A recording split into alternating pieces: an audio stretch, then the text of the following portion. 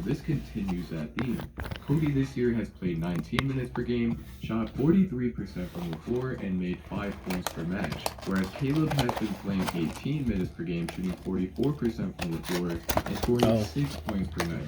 These stat lines are incredibly similar, and just shows how ridiculously identical these guys really are. To be totally honest, I'm going to just say that like 99% of the basketball community, I don't really keep up with or watch the Charlotte Hornets, but I definitely would be really interested to figure out if my Charlotte Hornets fans out there can even tell the difference between the two players when you see them check into the game. I've watched some highlights and I seriously have no idea who is who. But maybe if I watch for a bit longer, I would be able to tell, but who knows. Anyways, I hope you all enjoyed. Hopefully you have found this video fascinating as I sure did researching it. Thanks for making it to the end. I love you all. Have a blessed day and holla back at me in the next one. We love falling deeper, drown ourselves in all that goes on. You say fear the reaper, I say bring it.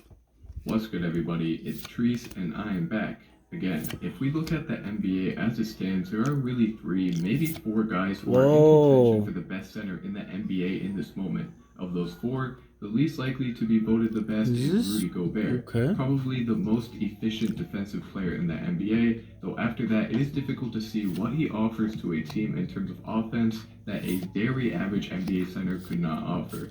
There's also Karl Anthony Towns, in my opinion, the best scoring center in the NBA. I mean, the numbers don't lie. We are, after all, talking about a guy who is putting up 27 points and shooting 41% from 3 on 8 threes a game as a 7-footer. But because the rest of his team is absolute garbage, and he's unable to single-handedly take his team to the playoffs, though we can all agree that today's NBA is a game of guards, not big men, he's often not mentioned in the group. And then, the main 2 guys, starting off with Nikola Jokic, a big guy so unique that a decade ago, one could argue that Nikola Jokic would not be nearly as effective as his spacing and ball distribution that he offers has never been so valuable until today's game. And due to the way the game of basketball is evolving, he very well may be the best center in the game. And then, along with Jokic, for who people most often claim to be the best center in the league is Joel Embiid. Though he went from being a 28 and 14 guy last year to a 23 and 12 guy this year, the sheer talent and skill that he possesses is almost unbelievable to watch from a guy so massive.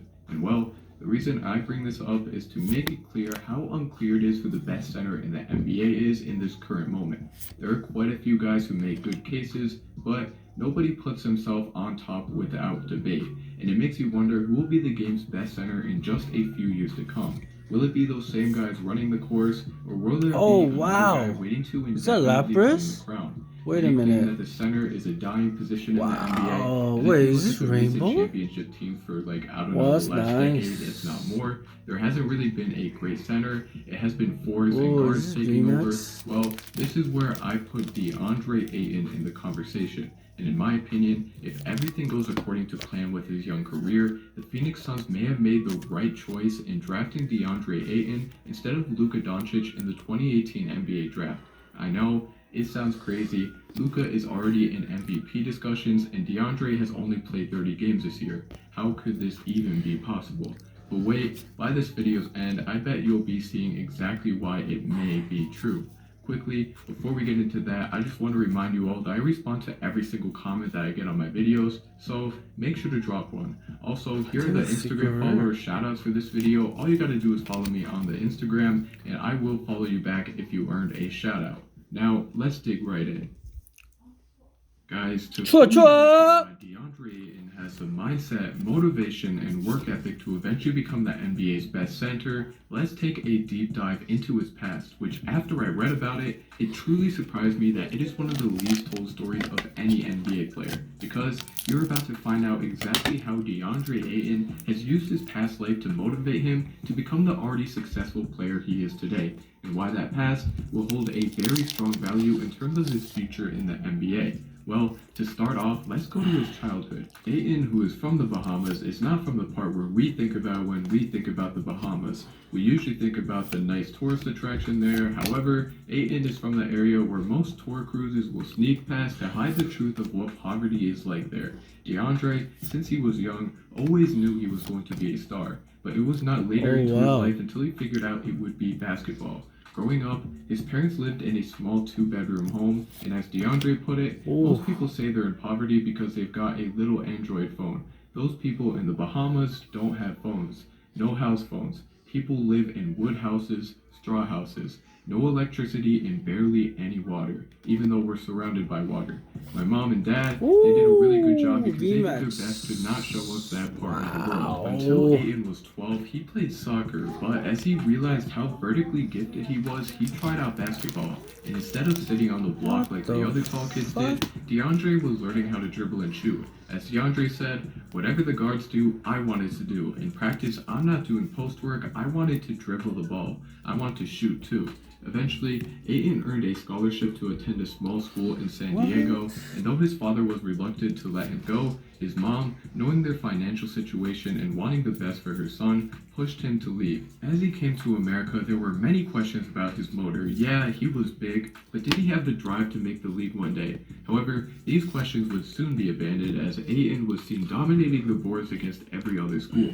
And though his skill wasn't quite there yet, it was soon apparent that his drive to be the best was always there. He just didn't always know how to express it. He was living 2,500 miles from home, and he began to miss it, and being pressured to every day work his hardest while not being with those who love him would catch up to him.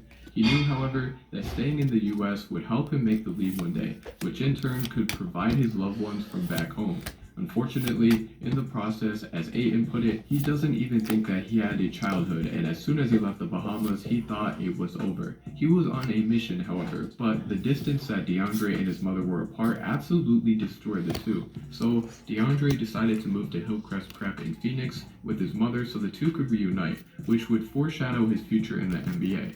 Before DeAndre arrived in Phoenix, he put up 21 points, 16 rebounds, and 4 blocks a night as a sophomore, and became the #1 player in his high school recruiting class, though he would eventually be overtaken by Marvin Bagley and Michael Porter Jr., which fueled DeAndre because, as a junior, he put up 29 points, 17 rebounds, and 4 blocks a night, and finally 26 points, 15 rebounds, and 4 blocks a night as a senior. DeAndre Ayton, with just about every offer in the NCAA, decided to join Arizona as the 3rd best player in his high school class, and would soon prove that that ranking was totally incorrect. As we know, DeAndre decided to spend just 1 year in Arizona, and to say the least, it was very impressive. All of that shooting that he did as a kid certainly showed in his time there, because although he only took a single 3 a game, he was knocking down 34% of them, which was something that most college scouts were not prepared for. He shot over 61% from the field and displayed a mid-range game that was overly developed for a 7-footer. On top of that, DeAndre averaged 11.5 rebounds and 2 blocks a game. In Arizona, DeAndre was learning to play as a power forward instead of a center, which was crucial for his development to the next level. Though Aiden was doing some great things in Arizona, such as tying the most shots blocked for a freshman center and recording 23 double-doubles, he was the center of some controversy, as Aiden and his family had apparently accepted an offer of $10,000 per month while he stayed at Arizona. And on top of that, he also received money for attending Adidas-sponsored events, and though this led to a lot of backlash for Aiden, I'm sure that anybody who is as talented and whose family is still in a horrible financial situation would do the exact same thing. Fortunately, Ayton was still able to play for the remaining of the season. He would be named the Pac-12 Player of the Year and the Freshman of the Year, and at that point, it was clear he was about to get drafted in the very high lottery.